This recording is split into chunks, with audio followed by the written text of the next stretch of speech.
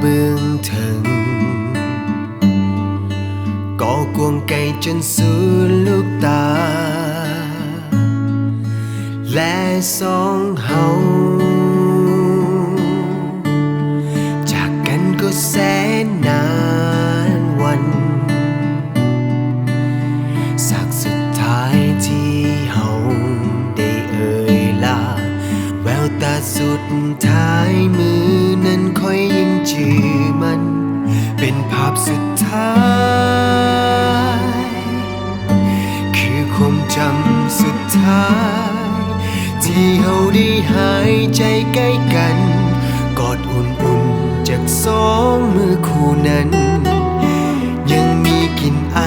ความหักและห่วงใยอยู่คนละฟ้าบ่ฮู้ว่าความคิดถึงส่งไปจะฮอดเจ้าหรือบ่ความรู้สึกยังบ่และยังหวังว่าเจ้าคงยังจะหักกันถ้ามีอีกครั้ง